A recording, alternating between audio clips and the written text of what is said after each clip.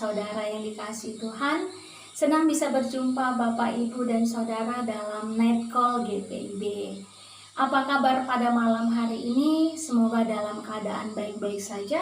Jikalau Bapak Ibu dalam kelemahan tubuh dan sakit, semangat dalam berjuang untuk pemulihan, Tuhan Yesus akan menyembuhkan dan memulihkan. Bapak Ibu dan Saudara, tibalah saatnya kita renungkan firman Tuhan pada malam hari ini. Mari terlebih dahulu siapkan Alkitab yang terpilih dalam Yohanes 5 ayat 19 sampai ayatnya yang ke-23. Yohanes 5 ayat 19 sampai ayat yang ke-23. Jikalau kita sudah persiapkan, mari kita satu di dalam doa, kita berdoa.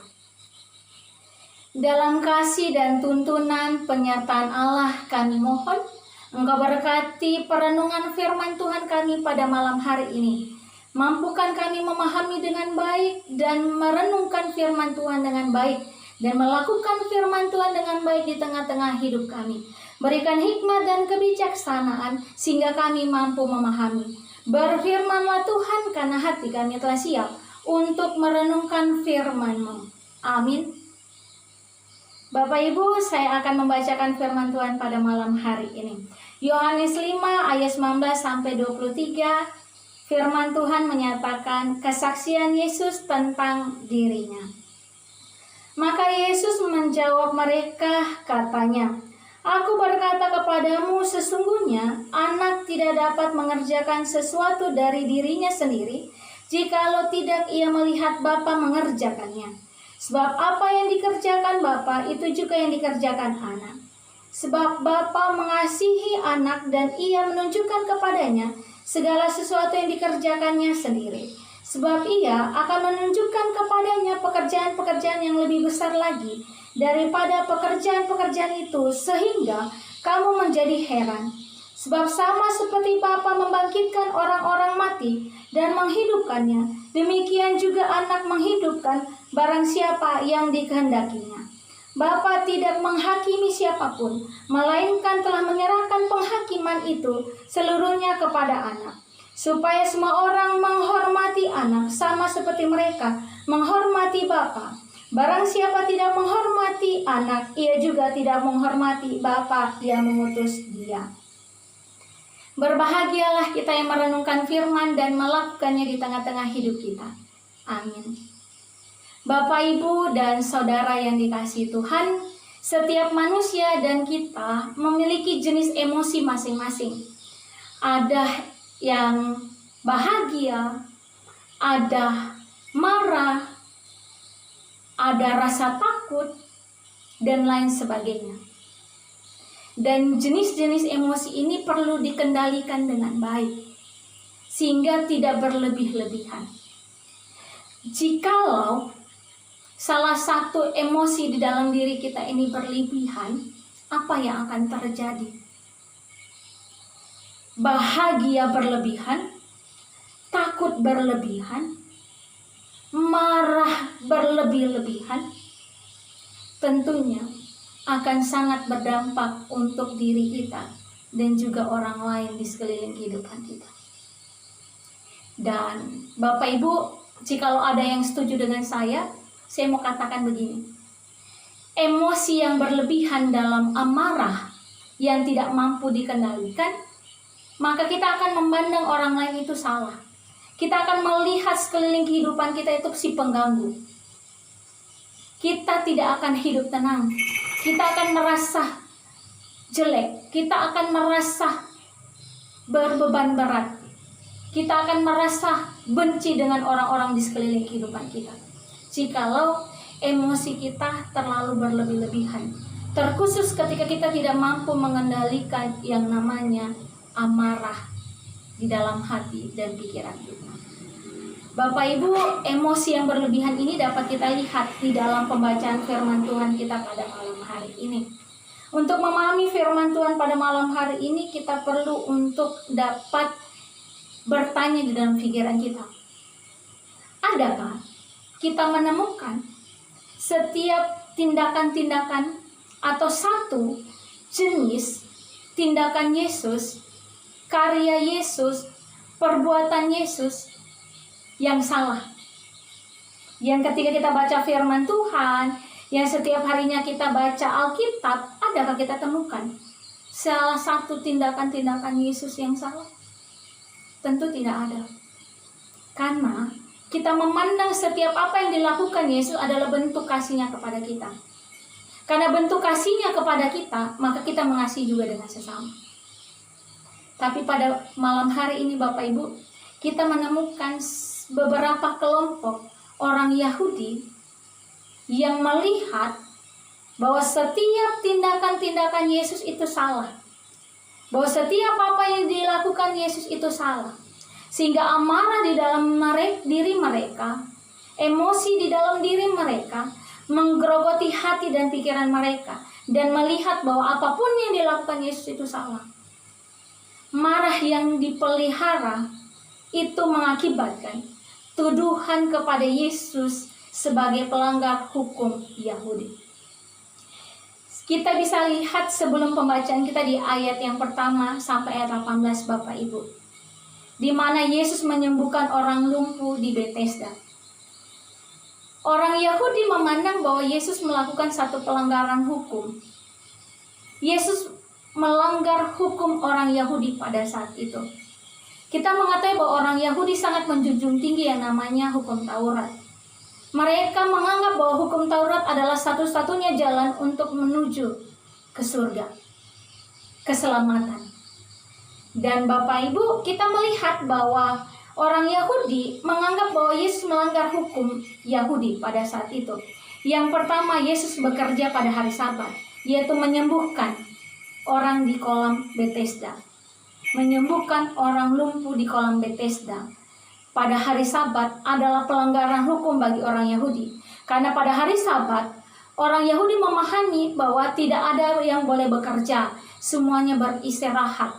Tetapi Yesus menyembuhkan, dan itu pelanggaran hukum bagi orang Yahudi. Yang kedua, Yesus mengatakan bahwa Dia adalah anak Allah.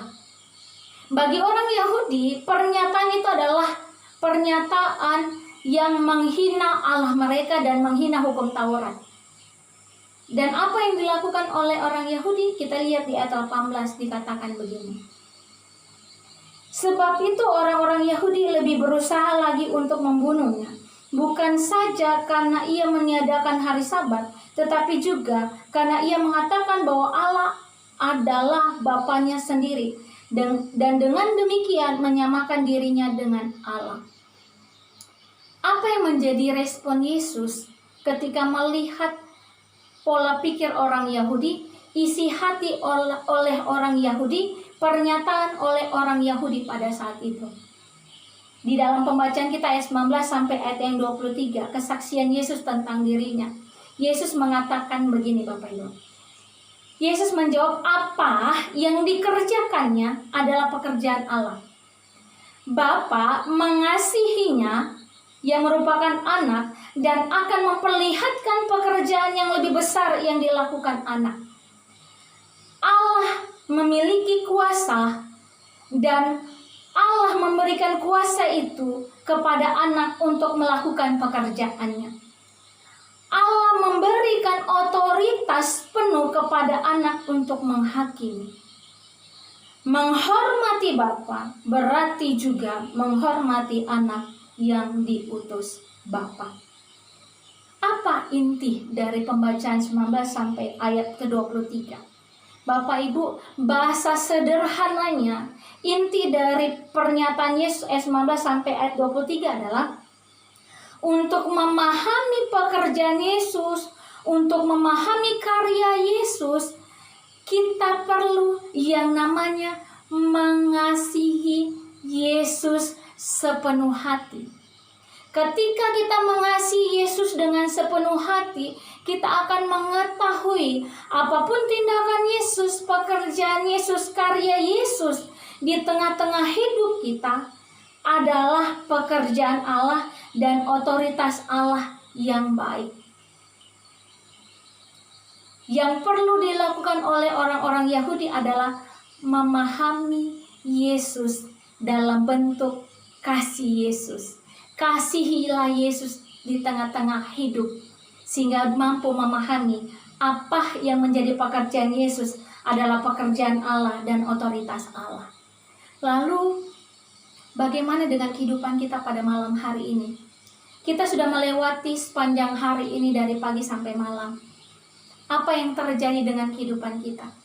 Dapatkah kita pandang itu baik jikalau ada pergumulan? Dapatkah kita dapat mengendalikan kebahagiaan itu dan membaginya juga kepada orang lain? Bagaimana kita memandang apa yang terjadi dalam hidup kita?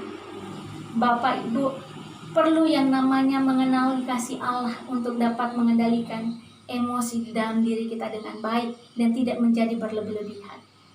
Kita memandang dalam kacamata Allah, kacamata Yesus untuk melihat apa yang terjadi dalam hidup kita. Pekerjaan, usaha yang kita miliki, keluarga kita, sekolah, kuliah, semua baik adanya di dalam kasih Allah. Pergumulan apapun yang kita lewati hari ini, semua di dalam kasih Allah. Yang dimana kita akan mampu lalui dalam kasih dan penyertaan Allah. Semangat buat Bapak, Ibu, dan Saudara untuk menjalani kehidupan pada malam hari ini.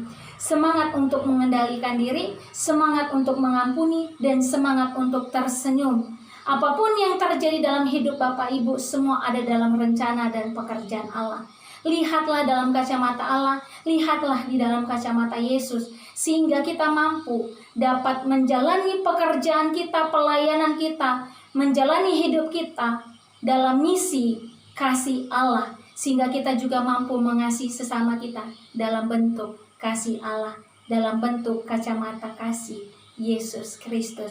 Semangat untuk berjuang, Tuhan Yesus memberkati. Amin. Bapak Ibu, mari kita satu di dalam doa. Kita berdoa. Allah Bapa kami dalam tata kerajaan surga, terima kasih untuk perenungan malam hari ini. Membuat kami yakin dan percaya bahwa apapun yang terjadi dalam hidup kami, bentuk kasih Allah. Mampukan kami memahami bahwa ini adalah kasih Allah. Untuk kami jalani misi kami di dunia, untuk kami mengasihi sesama dan mengasihi Allah sepenuh hati kami. Menjalani kehidupan kami dengan baik dan penuh semangat, karena ada karya Allah di tengah-tengah hidup kami. Engkau berkati hidup kami dan keluarga kami, pekerjaan kami, usaha kami, pendidikan kami, Engkau berkati. Dan Engkau berkati tidur malam kami, sehingga kami boleh bangun tidak kurang satu apapun di hari esok. Di dalam nama Yesus Kristus Tuhan dan Juru Selamat, kami berdoa dan mengucap syukur. Amin. Semangat untuk mengendalikan diri, semangat untuk tersenyum, dan semangat untuk mengampuni, dan semangat untuk memulihkan diri di dalam kesehatan. Tuhan Yesus memberkati.